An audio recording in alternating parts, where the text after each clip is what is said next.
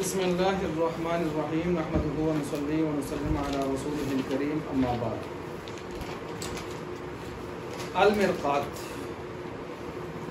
تحصیل المنطق ختم ہونے کے بعد عید الاضحیٰ کے بعد منطق کے اعتبار سے ہمارا پہلا سبق المرقات کا شروع ہونے جا رہا ہے۔ شروع سے ہی ایسی کوشش فرمائیں کہ اللہ توفیق دے تو اس کتاب کو شروع سے ایسے آگے چلائیں تاکہ ایک زبردست انداز میں آگے چلے۔ اس کے لیے جسمانی اور دماغی ہر لحاظ سے حاضری کا اہتمام فرمائیں۔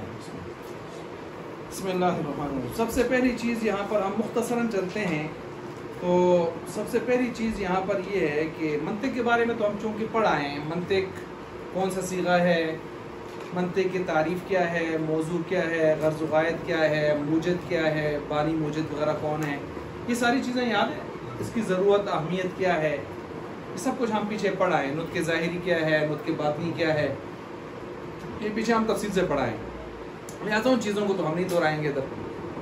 اب یہاں پر اس کتاب کے حوالے سے ہم تھوڑی سی بات کرتے ہیں۔ آپ کے پاس کون سی کتاب ہے؟ یہی والی ہے سب کے پاس؟ یہی ہے جی، بالکل، یہ ٹھیک ہے، صاف ستھرا چھاپا ہے اس کا۔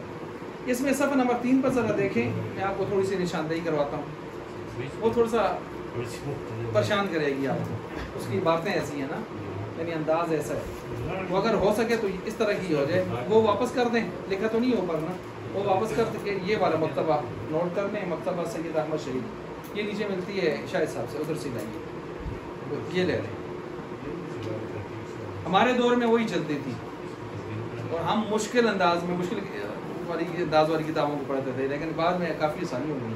اب ہے وہی کچھ لکھا ہوا ہے لیکن ذرا صاف ستھرا سا لکھا ہوتا ہے اور نیچے حاشیے بھی بہت اچھے انداز سے لکھا ہوتا ہے۔ اچھا، صفحہ نمبر 3 آپ کے سامنے کھولیں تو اس میں دیکھیں اوپر سے نیچے کو 5ویں 6ٹھی لائن میں ذرا دیکھیں، کہتے ہیں کہ صاحب مرقات جو ہیں للشیخ فضل امام، لکھا ہے نہیں لکھا؟ 3 ہے،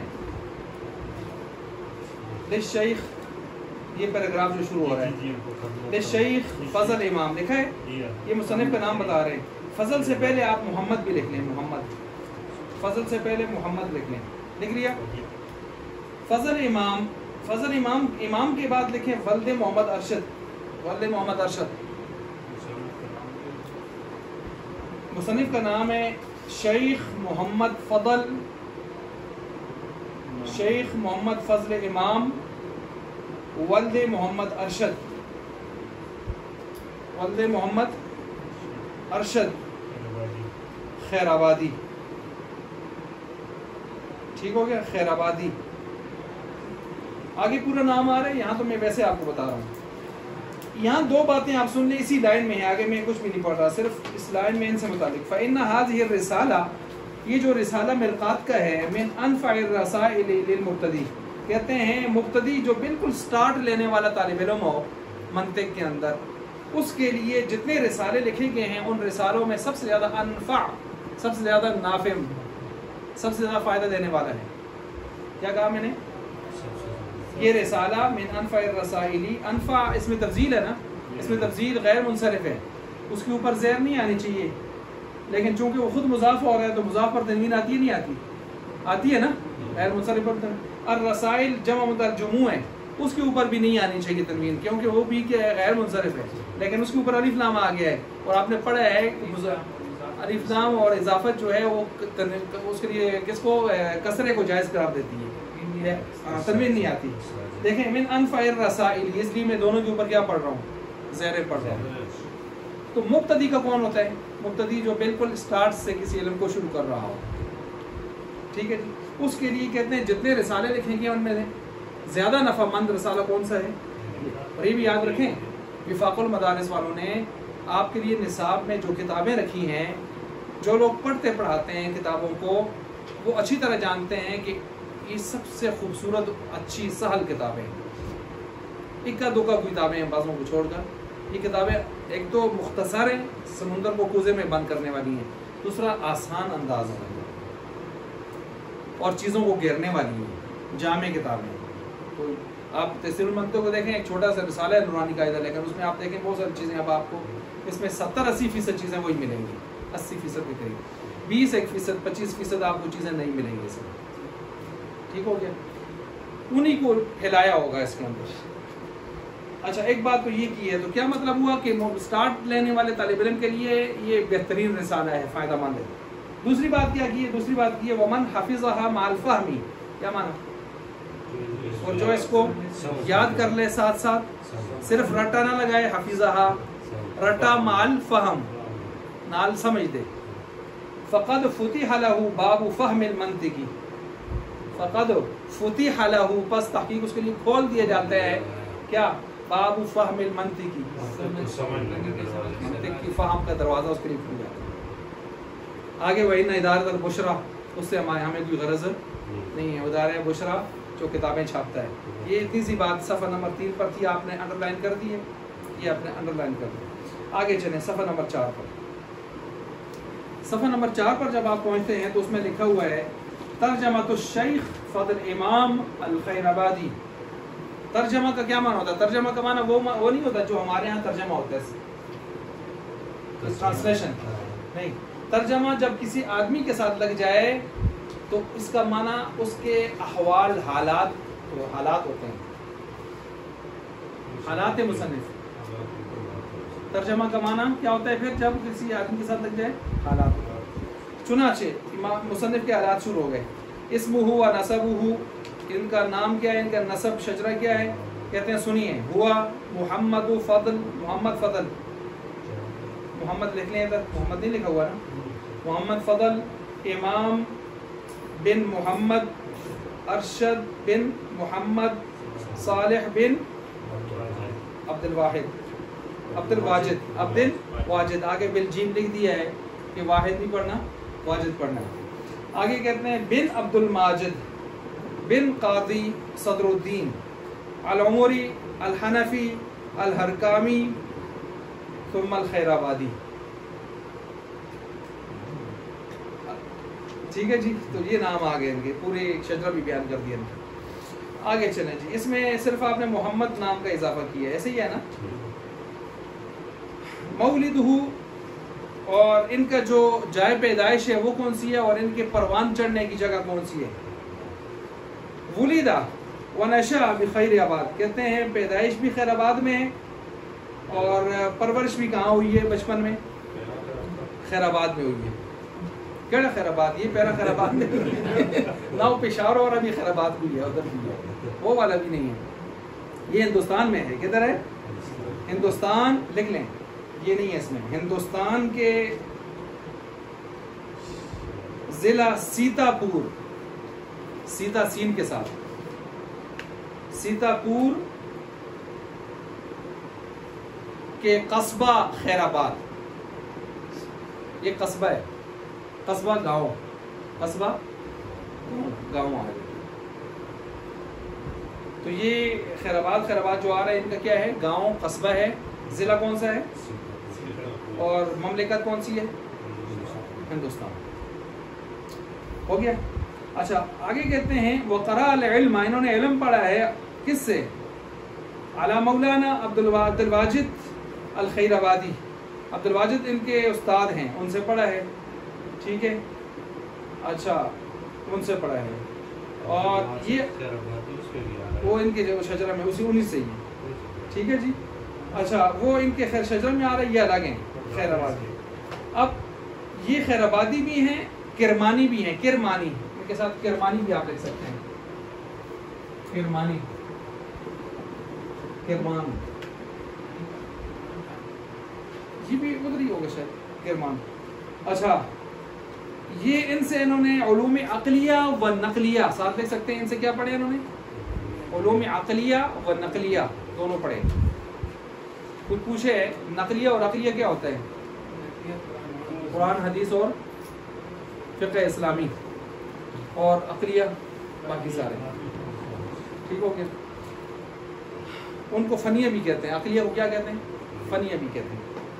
अच्छा, सुम्मा, फिर उसके बाद जो है इन्होंने जितना भी आगे दर्स दिया है, दर्रसा, सुम्मा दर्रसा व अफ़ादा, फिर आगे दर्स व तदरीस और लोगों को फ़ायदा देने वाली बातें इन्होंने की हैं। وَأَقْبَلَ عَلَى الْمَنْطِقِ وَالْحِكْمَةِ إِقْبَالًا كُلِّيًّا وَصَنَّفَ الْكُتُبَ. کیا معنی ہو گیا؟ انہوں نے منطق اور حکمت کے حوالے سے انہوں نے بہت زیادہ خدمات سر انجام دی ہیں، اور اس کے ساتھ ساتھ صرف انہوں نے پڑھایا ہی نہیں ہے، انہوں نے بہت ساری کتابیں بھی تصنیف کی ہیں. صنف الکتب، صنف یصنف تصنیفا تفعیلا، صنف، ٹھیک ہو گیا، باب تفعیل سے ماضی ہے. مکانتہ العلمیہ، ان کا درجہ علمیہ کیا ہے، مقام علمی کیا ہے؟ احد مشاہیر العلماء، بڑے درجے کے جو علماء تھے ان میں سے ایک ہیں. ٹھیک ہے جی، بڑے درجے. انفرد بالامامۃ فی صناعۃ المیزان والحکمۃ فی عصرہ، اپنے زمانے میں علم منطق اور حکمت میں امامت کا درجہ رکھتے تھے، امامت کا درجہ رکھتے تھے، یعنی پیشوائی میں ان کا بھی ایک منفرد مقام تھا. کس میں؟ میزان کس کو کہتے ہیں؟ منطق کو. مجھے پڑھا تھا آپ نے، علم میزان، علم برہان، علم منطق، یاد آ رہا ہے نا؟ تو منطق علوم عقلیہ میں ان کا اپنا ایک خاص مقام تھا. وَلَمْ يُنَازِعْهُ فِي ذَلِكَ أَحَدٌ مِّن نُظَرَائِهِ، اور ان کے زمانے میں ان جیسا ان علوم عقلیہ میں ان کا کوئی ہم پلہ نظر، نظراء ہم پلہ، نظیر کی جمع نظراء، نظیر کی جمع نظراء، ہم پلہ کوئی نہیں تھا ان کا. ومن مصنفاتہ، ان کی تصنیفات میں سے المرقات فی المنطق، متن متین، بہت ہی زبردست قسم کا ایک پختہ مضامین والا متن، ٹیکسٹ بک. اچھا، ومنہا تلخیص الشفاء للشیخ الرئیس، اور اسی طرح ان کا شیخ رئیس کی کتاب الشفاء کی تلخیص کرنے والی جو کتاب ہے، نام اس کا تلخیص یہی نام ہے، تلخیص الشفاء، یہ بھی ان کی کتاب ہے. اور ایک کتاب ان کی ہے ومنہا حاشیۃ علی میر زاہد. میر زاہد یہ بہت تگڑی کتاب ہے منطق کے اندر، جو اسپیشلائزیشن جب کوئی منطق میں کرتا ہے، جن کتابوں کو پڑھتا ہے تو میر زاہد، ملا جلال، میر زاہد، ملا جلال، اس قسم کی کتابوں کو پڑھتا ہے. تو کہتے ہیں انہوں نے حاشیہ لکھا ہے میر زاہد نام کی کتاب کے اوپر، اور حاشیہ انہوں نے لکھا ہے میر زاہد ملا جلال کے اوپر، یعنی اتنی اہم کتابوں کے اوپر ان کے حاشیے بھی موجود ہیں. حاشیے جانتے ہیں نا؟ ایک متن ہوتا ہے، ایک شرح ہوتی ہے، ایک حاشیہ ہوتا ہے. مثلا جب آپ قدوری پڑھتے ہیں تو اس میں ایک انڈر لائن عبارت آتی ہے، وہ تو ساری خیر انڈر یہی ہو جائے. جب آپ ہدایہ پڑھیں گے تو ہدایہ میں ایک انڈر لائن عبارت آئے گی، انڈر لائن عبارت کا مطلب ہوگا قدوری والی عبارت، ایک اس کے علاوہ آئے گی، یہ صاحب ہدایہ کی عبارت ہوگی، یہ شرح ہوگی، یہ متن ہوگا. اور ایک نیچے حاشیہ، کناروں پر حاشیہ ہوگا، ادھر ادھر ادھر ادھر، یہ حاشیہ ہے. ٹھیک ہو گیا؟ تو انہوں نے حاشیے لکھے ہیں. دو الگ کتاب ہے، ملا جلال الگ ہے، میر زاہد الگ ہے. اس بک نے یہ لکھا ہے. ٹھیک ہو گیا جی. ایک کتاب ان کی اور بھی ہے، نخبۃ السر، ادھر اس کا نام نہیں آیا ہوا، نخبۃ السر، یہ بھی ان کی کتاب ہے، نخبۃ السر، خواہ کے ساتھ. اچھا، اسی طرح جو ہے وفات، ان کی وفات کب ہے؟ وہ توفیہ، فوت ہوئے ہیں بخیر آباد، خیر آباد میں بھی فوت ہوئے ہیں. پیدائش بھی کدھر ہوئی تھی؟ جان ہی چھوڑی، تھا ہی نہیں چھوڑی. لخم سے کہتے ہیں کس میں فوت ہوئے ہیں جی؟ 5 ذی قعدہ 1243 ہجری، بعض کہتے ہیں 1244 ہجری، بمطابق 1829 عیسوی، 1829 عیسوی. ٹھیک ہو گیا؟ یہ 1829 عیسوی یہ فوت ہوئے ہیں، پیدائش کے لیے لکھا ہے. ٹھیک ہے. اچھا، یہ یہاں تک ہو گئی. اب ان کی کہاں یہ دفن ہوئے ہیں؟ ان کے مخدوم، بڑے ان کے مخدوم شیخ سعد الدین خیرآبادی، شیخ سعد الدین خیرآبادی کے احاطہ درگاہ یعنی ان کی جہاں قبر ہے نا اس کا جو احاطہ ہے زیرہ، اس کے احاطہ درگاہ میں اپنے استاذ مولانا عبدالواجد کرمانی کے قریب مدفون ہوئے. اپنے استاذ مولانا عبدالواجد کرمانی کے قریب مدفون ہوئے. ہو گیا. اچھا، کچھ عرصہ کے لیے شاہجہان آباد میں سکونت اختیار کی. یہ باتیں نہیں ہیں کتاب میں. کچھ عرصہ کے لیے شاہجہان آباد میں سکونت اختیار کی اور صدر الصدور کا عہدے پر فائز ہوئے. صدر الصدور کے عہدے پر فائز ہوئے. تصوف اور اصلاح باطن کے لیے مولانا شاہ صلاح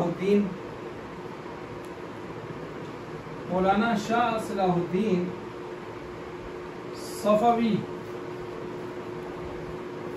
صفوی گوپاموی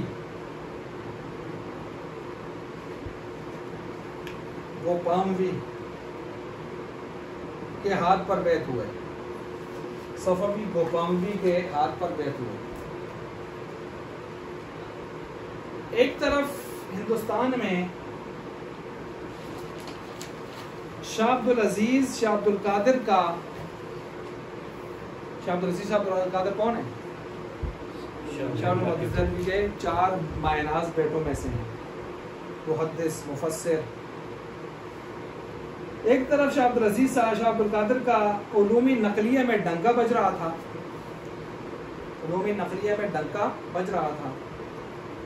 تو دوسری طرف دہلی میں مولانا فضل امام کے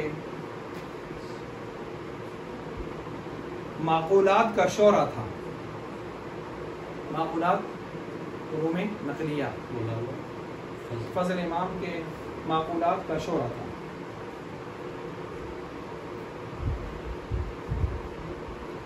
تدریس و تصنیف ملازمت کے ساتھ بھی جاری رکھی. 20 کتابیں تصنیف فرمائی.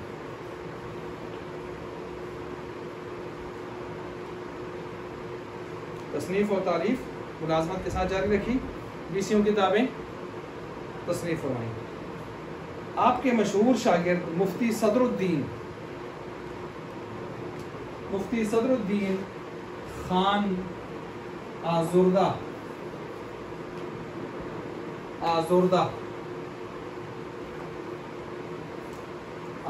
ہیں. یہ ہو گیا مصنف کا تعارف. مفتی صدر الدین خان آزردہ.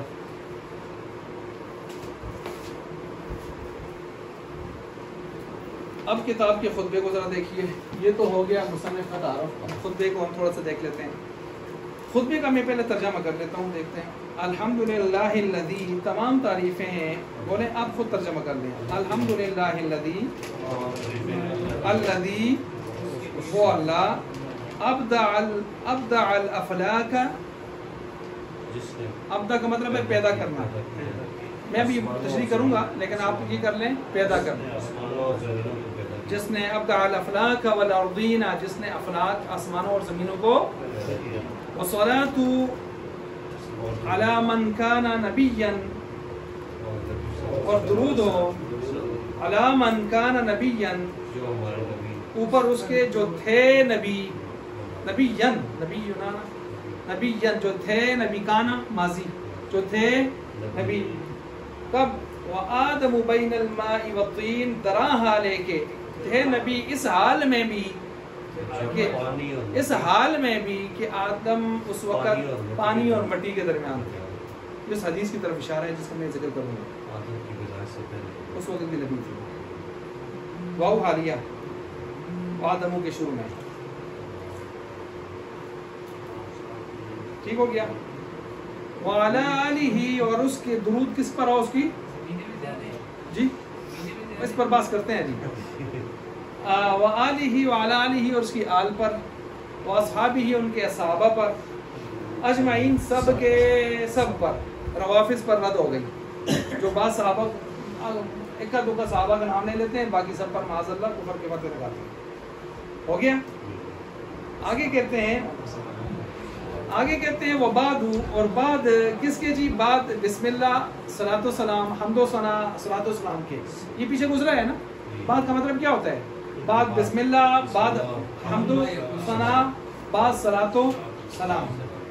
فہذی یہ عدت فصول، یہ چند فصلیں، یہ چند، عدہ کا معنی چند،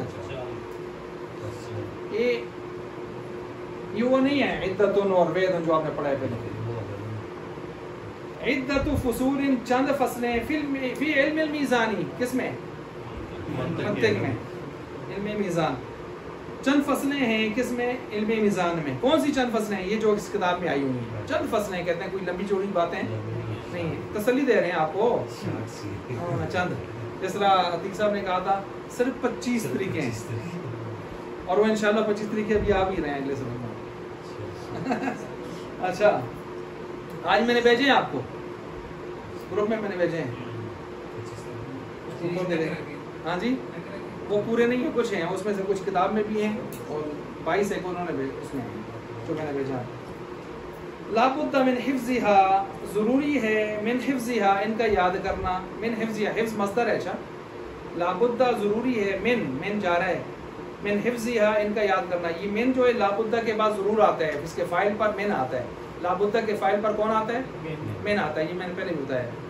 ضروری ہے ان کا یاد کرنا، کن کا یاد کرنا جی؟ چند فصلوں کا۔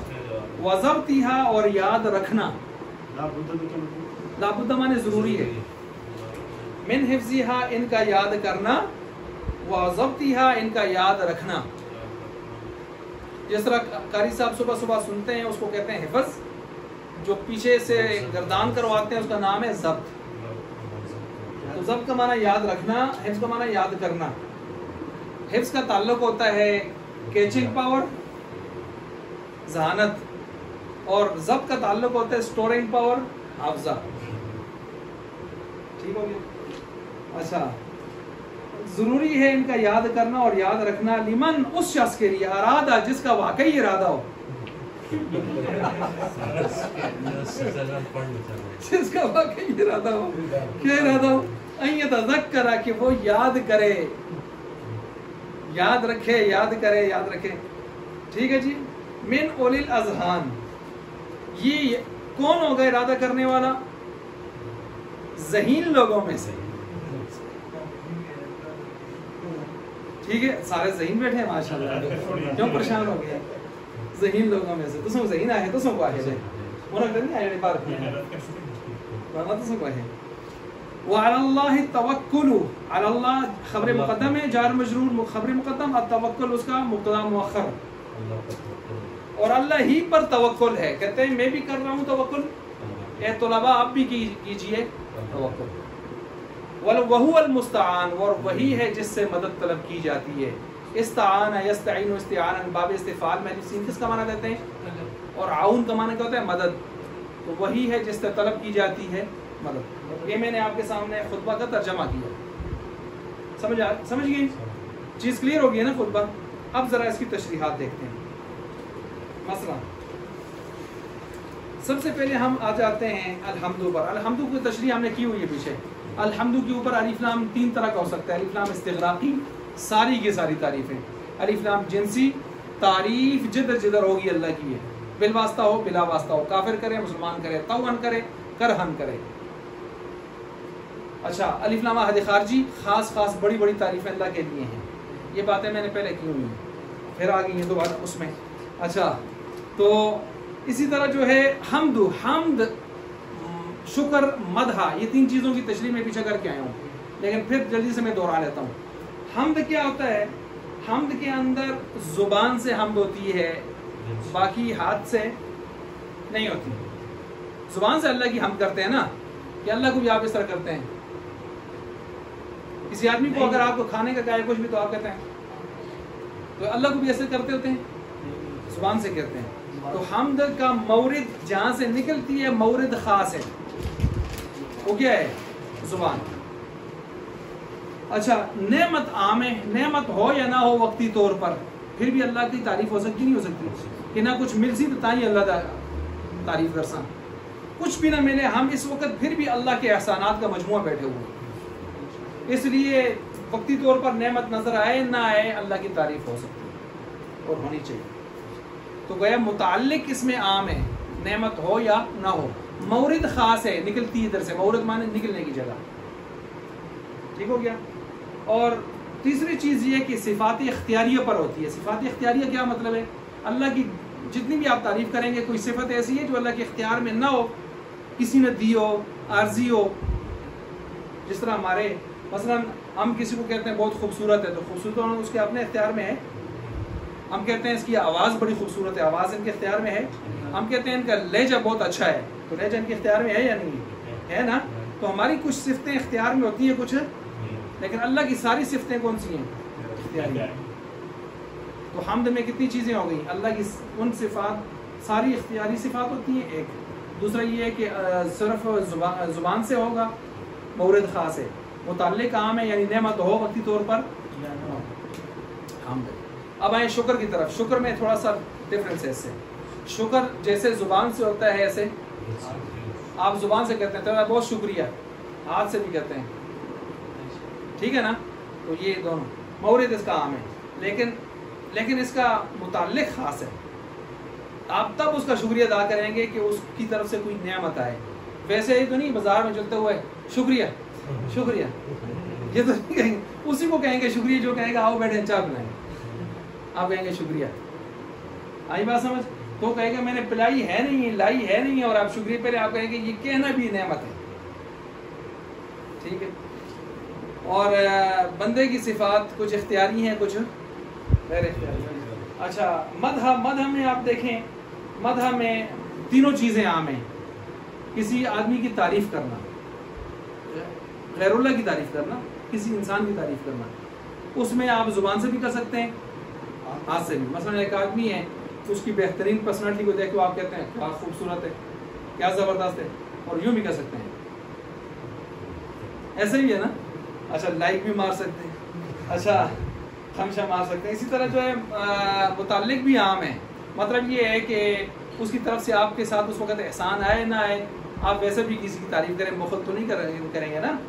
اچھا، اسی طرح جو ہے صفات عام ہیں، صفات بس اوقات انسان کی اختیاری ہوتی ہیں، بس اوقات اختیاری، جیسے میں نے ابھی کہا لہجہ اختیاری ہے لیکن آواز اختیاری نہیں۔ تو یہ میں نے حمد، شکر، مدح تینوں کی پھر سے ایک تشریح کر دی ہے۔ اچھا جی، آگے چلیں۔ آپ نے پڑھا للہ، اللہ تعالیٰ کے لیے۔ للہ کے ساتھ جو لام ہے اس کو کہتے ہیں لام برائے اختصاص۔ لام برائے اختصاص کا مطلب ہوتا ہے کہ تمام تعریفیں خاص ہو گئی ہیں کس کے ساتھ؟ اللہ کی خاص ہو گئی ہیں، اختصاص، ٹھیک ہو گیا۔ اچھا، یہ لام دیکھیں جب اللہ کے ساتھ ہم لگاتے ہیں لفظ اللہ کے ساتھ تو اختصاص کے معنی کر کے ہم کہتے ہیں ساری تعریفیں کس کے ساتھ خاص ہیں؟ اللہ کے ساتھ۔ یہی لام جب ہمارے ساتھ لگتا ہے تو برائے انتفاع بھی ہو جاتا ہے۔ انتفاع کا مطلب فائدہ دینے کے لیے، چونکہ ہمیں فائدہ چاہیے اور اللہ کو فائدے کی ضرورت۔ مثلا اس کی مثال دیتا ہوں، وَسَخَّرَ لَكُمْ مَا فِي السَّمَاوَاتِ وَمَا فِي الْأَرْضِ جَمِيعًا مِنْهُ۔ اس اللہ نے ساری چیزوں کو مسخر کیا ہے لکم، تمہارے فائدے کے لیے۔ یہ فائدہ کا معنی کون دے رہا ہے؟ لا، اور وہ ہے لا، یہ ہے لی۔ آئی بات سمجھ؟ مسخرہ، وہ بھی ہے لام جارا، یہ بھی ہے لام جارا، ٹھیک ہو گیا۔ اچھا، یہ بھی لام جارا ہے۔ تو بہرحال یہ چیز بھی ہو گئی۔ اب آگے دیکھیں، ابدع الافلاک والارضین، جس نے، وہ اللہ ہے، الذی اس میں موصول ہے، جس نے پیدا کیا۔ اب سنیں، توجہ رکھیں، ابدع کا معنی صرف پیدا کرنا نہیں ہوتا، اس ابدع کا معنی ہوتا ہے بغیر نمونے کے اور نقشے کے پیدا کرنے والا، بغیر نمونے اور نقشے کے پیدا کرنے والا۔ اب چند لفظ ہیں جو اللہ نے اپنی تخلیق کی صفت کو بیان کرنے کے لیے لائے ہیں، تخلیق کی صفت کو بیان کرنے کے لیے لائے ہیں۔ مثلا دیکھیں، توجہ رکھیں میری طرف، بدی کا کیا معنی ہے؟ بغیر نقشے کے، آرکیٹیکچری کے بنانے والا. ہم تو کوئی بلڈنگ ایسی نہیں بنا سکتے نا بغیر نقشہ کسی ان چیزوں کے. اللہ فرماتے ہیں بغیر نقشے کے میں نے چیز بنائی ہے، بغیر نمونے کے. دوسرا اسی طرح لفظ ہے باری، واللہ الخالق البارئ، اور ایک ہے خالق، یہ تو آپ کو پتہ ہے. ایک ہے فاطر، یہ سب بنانے کے معنی ہیں. الحمدللہ فاطر السماوات والارض، یہ ہے بغیر میٹیریل کے، بغیر میٹیریل کے.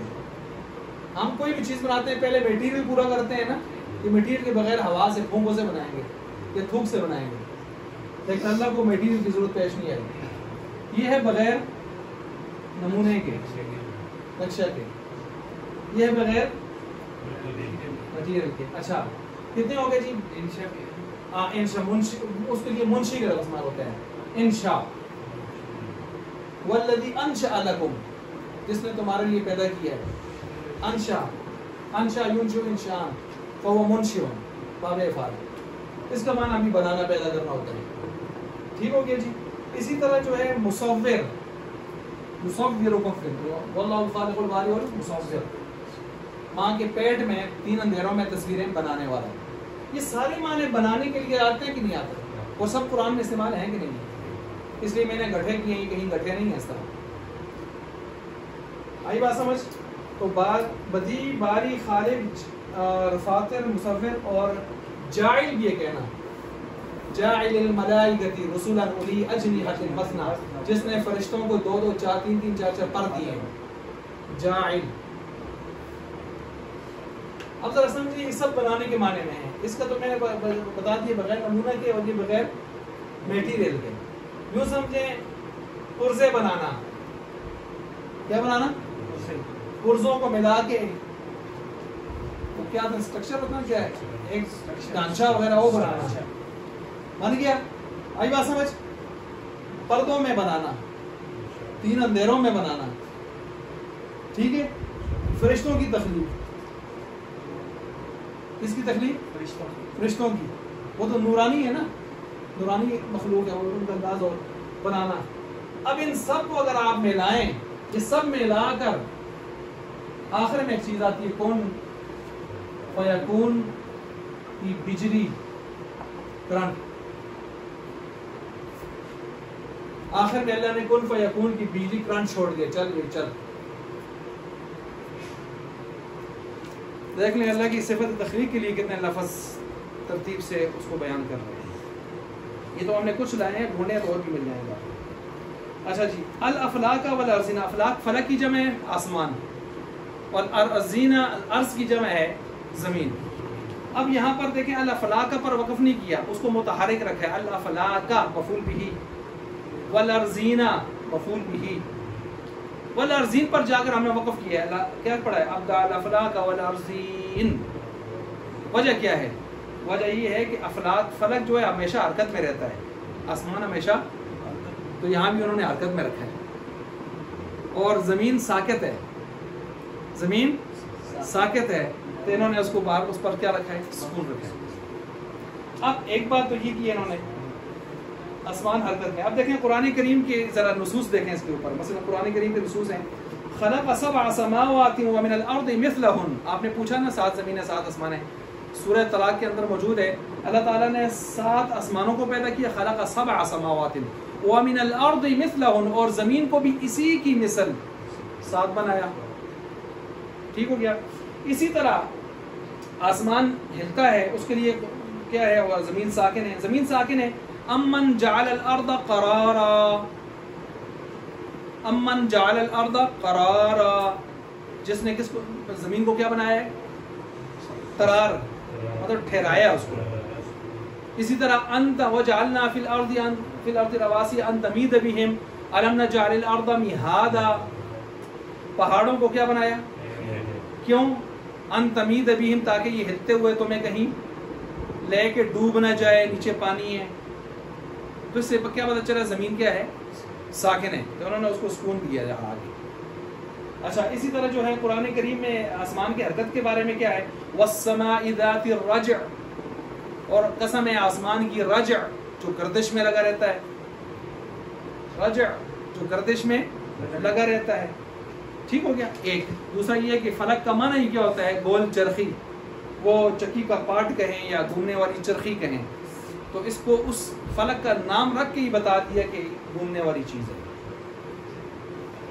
یہ ہو گئے چند دلائل جو آپ کے سامنے میں نے رکھے اس حوالے سے، اس لیے انہوں نے اس کو، باقی ارزین جو ہے سماوات، سماء واحد ہے، سما کہتے ہیں ہر بلند چیز کو، تو سما آسمان کو آسمان نہیں کہتے ہیں، وہ بلند ہوتا ہے، اور سماوات اس کی جمع آ گئی، کیونکہ غیر ضمیر القول ہے تو الف تا کے ساتھ جمع آتی ہے تو سماوات ہو جاتا ہے۔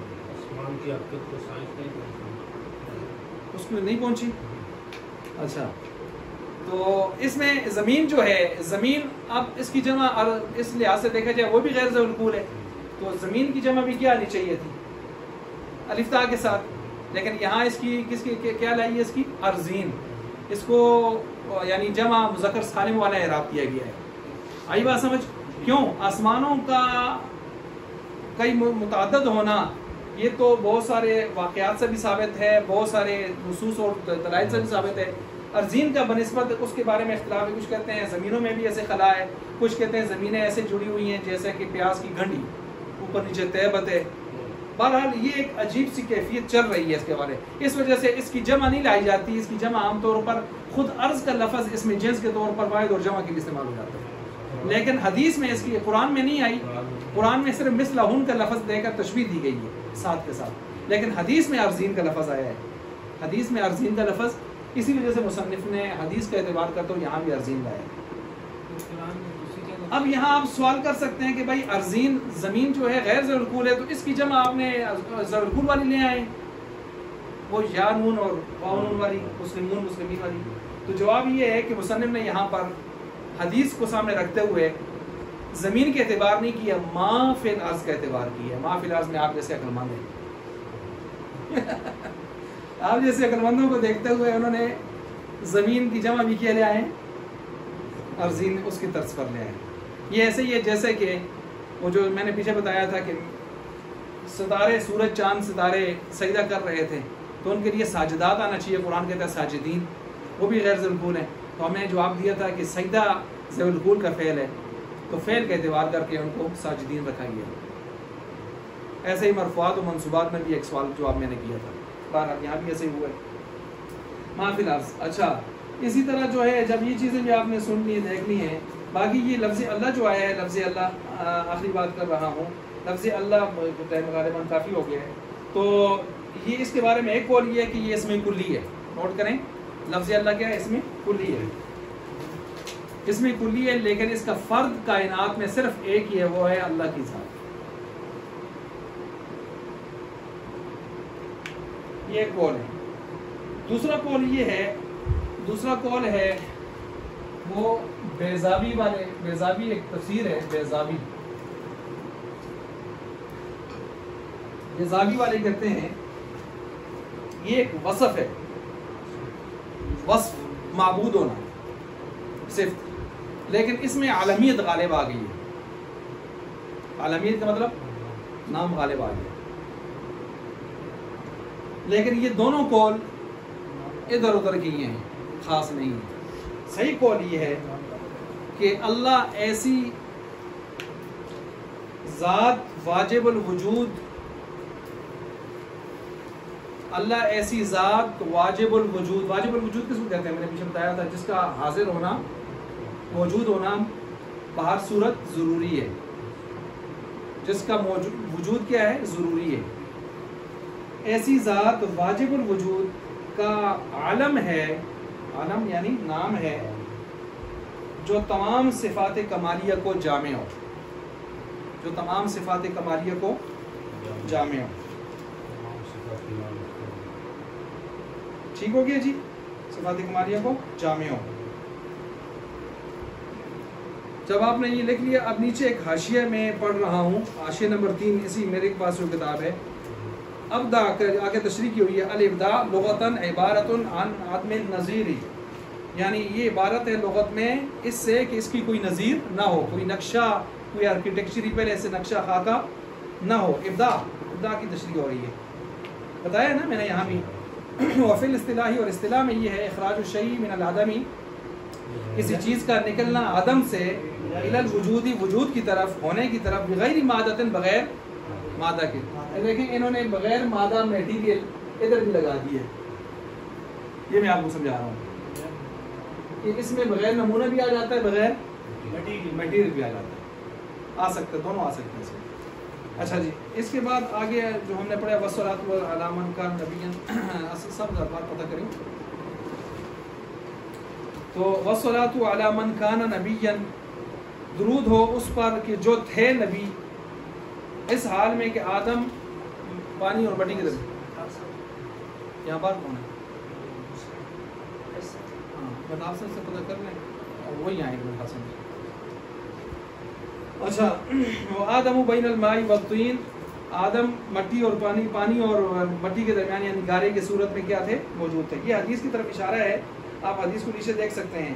کنت نبیا وآدم بین الروح والجسد، میں تھا نبی اس وقت بھی جب آدم روح اور جسم کے درمیان تھے. ٹھیک ہے، اور یہ اس وقت کی بھی بات ہے. نیچے آیت بھی قرآن کی کوٹ کی انہوں نے. اللہ تعالیٰ نے میثاق لیا تھا. قرآن میں اللہ تعالیٰ نے بیان کیا ہے کہ عالم ارواح میں اللہ نے 3 کانفرنسیں کی ہیں میثاق. ان میں سے ایک کانفرنس یہ تو رسالت کانفرنس، کہ جس میں اللہ تعالیٰ نے سارے نبیوں کی روحوں کو اکٹھا کر کے فرمایا تھا جاءکم ایک نبی تمہارے پاس آئے گا، تم جاءکم رسول مصدق لما معکم، تم نے اس کی کیا کرنی ہے؟ لتؤمنن بہ ولتنصرنہ، ایمان بھی لانا ہے اور ان کی کیا کرنی ہے؟ مدد کرنی ہے. تو یہ نبی پاک صلی اللہ علیہ وسلم کی طرف اشارہ تھا. ان سے نہیں، سب سے پہلے افضل ہیں وہ، پھر اس کے بعد اس طرح کی کوئی ترتیب تو میری نظر سے نہیں گزری. بہرحال اللہ نے یکدم روحوں کو وجود دے دیا. یہ ہے کہ آدم علیہ السلام کی پیٹھ سے چونٹیوں کی صورت میں ظاہر کیا یا جو بھی کیا بعد میں، لیکن یہ ہے کہ اس میں ترتیب نہیں رکھی گئی کچھ بھی. جی، تو اسی طرح جس طرح فرشتوں کو اللہ نے ایک بار بھی، دیکھیں وہ ترتیب سے پیدا کرنا یا آگے پیچھے پیدا کرنا، وہ ترتیب تب ہوتی ہے جب ہمارے ہاں ایک نظم ہوتا ہے، ہم اس سے آگے جا نہیں سکتے، مجبوری ہوتی ہے، یہ چیز ہوتی ہے. میں نے کسی عالم سے یہ پوچھا سنا تھا نا، اچھا، کہ جس طرح دنیا میں آدم علیہ السلام شروع سے پہلے انسان ہیں، اس طرح عالم ارواح میں حضور وسلم کی روح سب سے پہلے بنائی گئی. نہ ایسی کوئی بات تو میری نظر سے نہیں گزری. البتہ وہ الگ ہے کہ سب سے پہلا نور محمدی بنایا گیا، اس کی پھر اس روایت کی کیا تشریح ہے، نشر الطیب حضرت خانوی رحمۃ اللہ کی کتاب انہوں نے پوری اس پر تشریح کی ہے، لیکن اس طرح کی ترتیب اس میں نہیں آئی. سب سے پہلے اللہ نے لوح قلم کرسی، اور سب سے پہلے قلم کو بنایا تو اللہ نے فرمایا اٹھ لکھ، اس نے لکھنا شروع کیا. 3 تقدیریں مختلف قسم کی چیزیں، وہ چیزیں ہیں. جواز نہیں کرنا ہوتا کہ نبی صلی اللہ علیہ وسلم کہ میں اس طرح گارے میں چیز درمیان آسمان پہلے نبی اعظم پہلے. یہ اصل میں بات یہ ہے کہ ایک ہوتا ہے موصوف، ایک ہوتی ہے صفت. یہ صفت کی بات ہو رہی ہے کہ حضور کی صفت نبوت اس وقت سے ہے، موصوف کی نہیں ہو رہی. موصوف تو بعد میں ہے، اور صفت کے ساتھ صفت موصوف سے لگتی ہے تو تب اس کا اعتبار ہوتا ہے. اس لیے آپ جب حضور کی سیرت پڑھتے ہیں تو آپ کہتے ہیں قبل از نبوہ، بعد از نبوہ. تو آپ پھر یہ تقسیم کیوں کرتے ہیں؟ 40 سال آپ قبل از نبوہ کہتے ہیں، ٹھیک ہے نا؟ تو اسی وجہ سے تقسیم کرتے ہیں کہ، اور ویسے بھی نبیوں کو عموماً نبوت 40 سال کے بعد جب انسان کے زیادہ میچور پانے کی عمر ہوتی ہے اس میں ہوتی ہے. ٹھیک ہے، تو یہ چیز ہوتی ہے. اچھا، تو بہرحال یہ ہے والصلاۃ علی من کان آرن. ٹھیک ہے، اچھا.